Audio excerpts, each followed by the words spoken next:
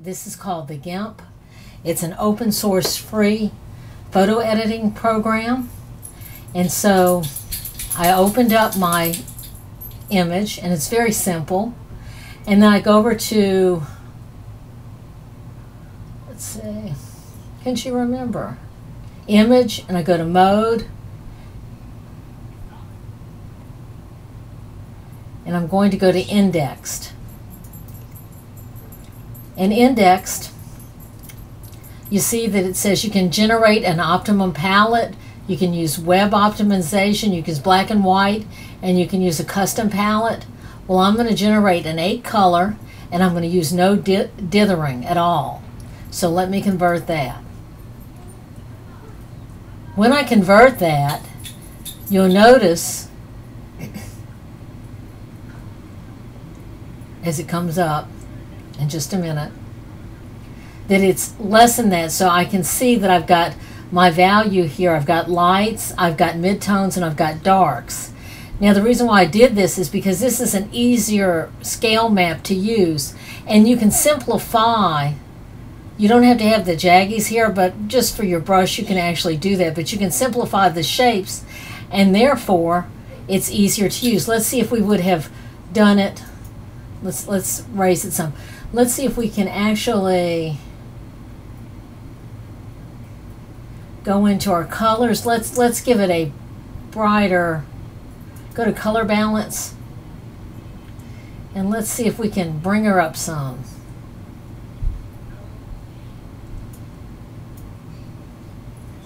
Yeah, I really want to pop those colors dark, bright.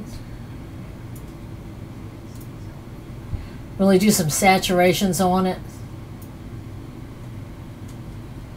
Let's see, reset. That may not be the thing I want to use. Let's see. Here, I want to go to brightness. This is it.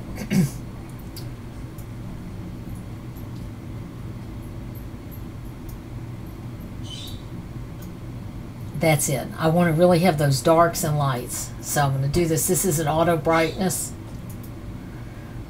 Then I'm going to go back to my image, go back to my mode where it says indexed, and let's bring it up 2 to 10, and let's convert now.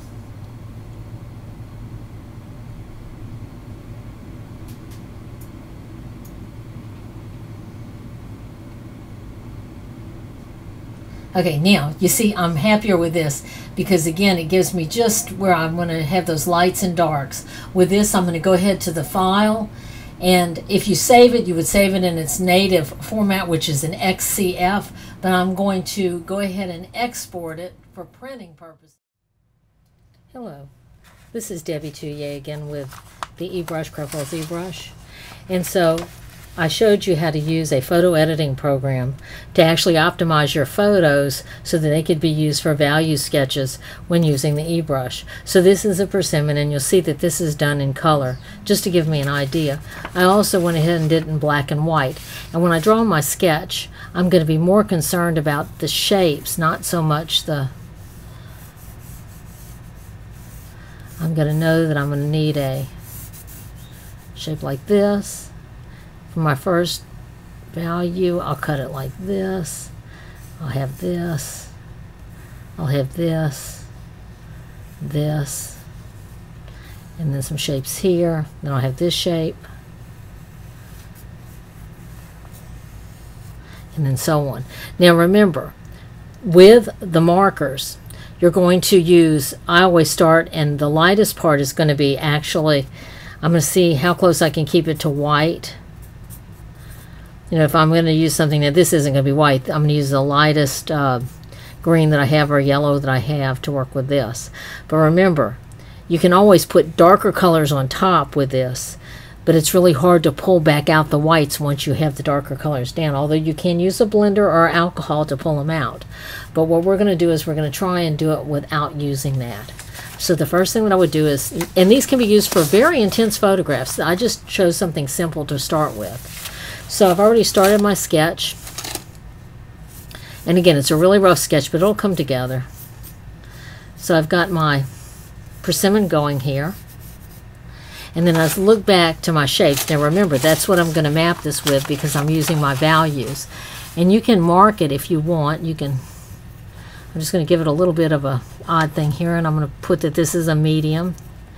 And then my brightest will be here. Let's see.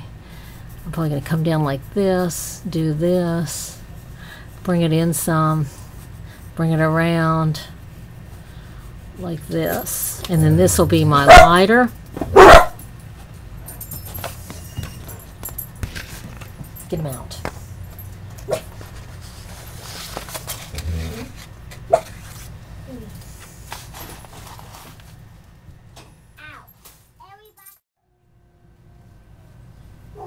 This will be my darker color. Now, again, I'm going to work in more than just a few shades. I'll know up here by my leaves that I'm going to have some very dark values here at the edge and coming around this way. So my very darks go here.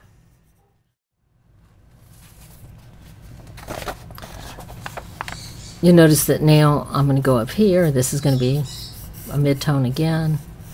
Just getting some basic shapes in.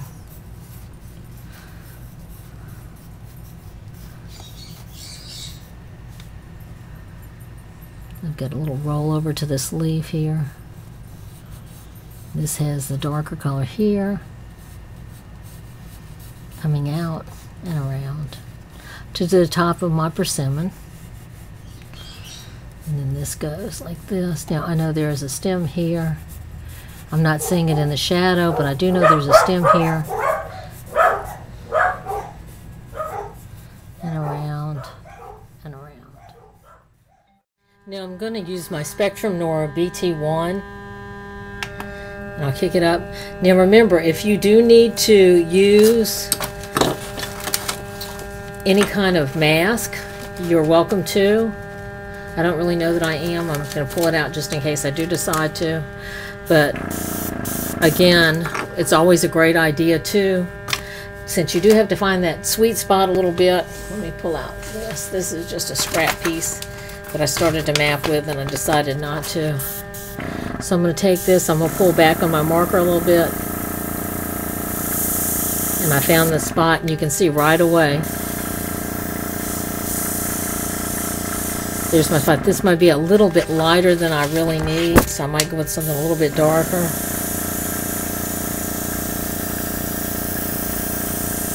Although, just for the transition, this may be good. Let me turn it up a little bit more.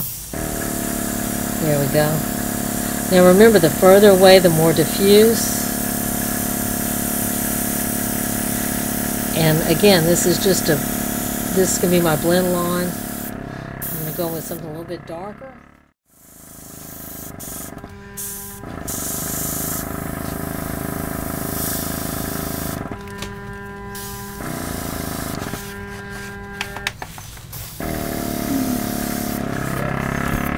So again, I'm just going to go back. Now, I shouldn't have put it as dark as I did, but again, I just wanted to put my map there. You wouldn't do that. This is just for me. I'm actually going to go over all the dark areas too. Don't worry, because you know we're going darker, so it's alright. I just want to make sure that I'm blended in really, really well.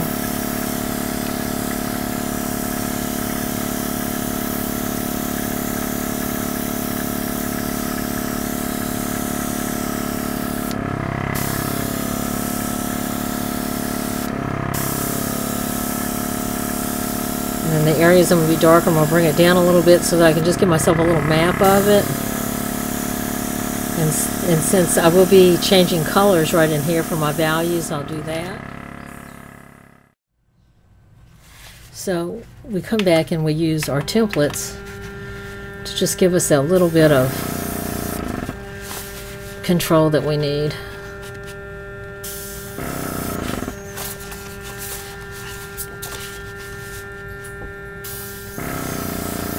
And I don't know if you're familiar with this, but I'm actually not, it's half and half. You'll see half and half on the template, just to kind of give it that luminous look.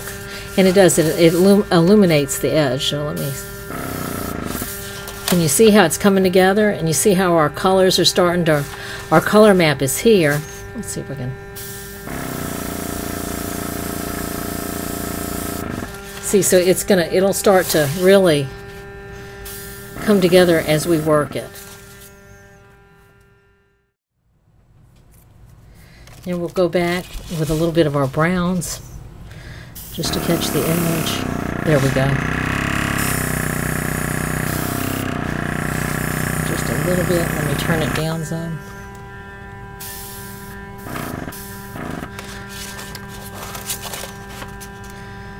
This is kind of a, I should use a bigger circle for this, I think.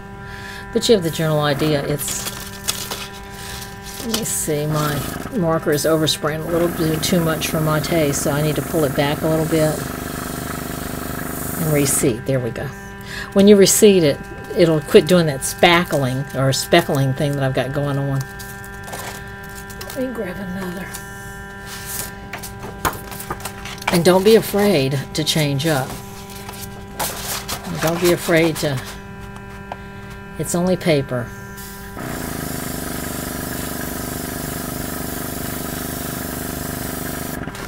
See, we're going to give it some roundness and give it some shape, and that's what we do. You just go in, use your lines, your map that we did to get you going. It's there. You can use part of your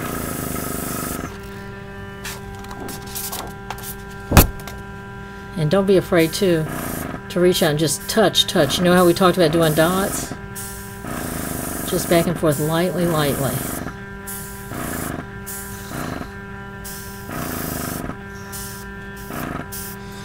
Now I could have masked off the back, but since this is a sample piece, I didn't.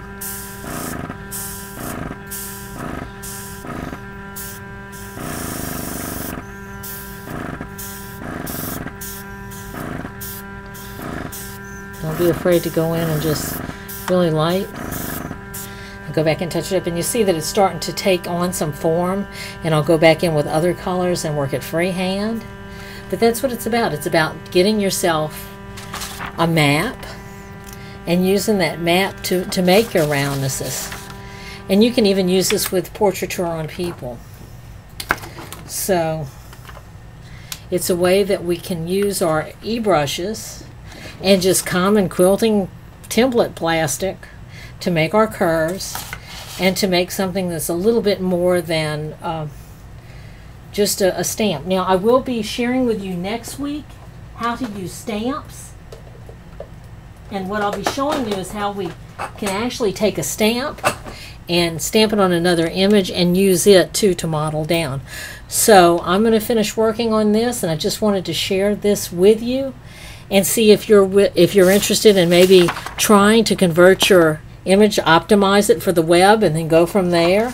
And I think that you have a lot of fun doing it, and it's a discovery. It's an artistic discovery. It leads to some really fun stuff. And then don't be afraid later on if you have to go back or you feel the need to go back with one of your wonderful markers and use that fine tip, and then do some hand embellishment, where you can go in your dark areas and maybe add some squiggly lines and things like that. Because remember, it's not just about that, it's about adding your flavor to it.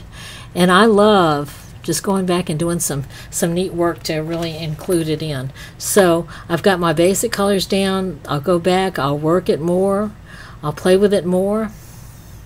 And that's what it's about. It's about getting some form and shape with that. So learn how to use your photo editing program to optimize and to lessen. You can even use a cartoon function on some of the new cell phones. They have sketch programs. They have all kinds of different things that you can use applications that you can use to make your photographs even more friendly for drawing purposes. So thank you for joining me today, and I'll see you next week with a tutorial on how to use stamps and your eBrush. So thank you very much for joining me today.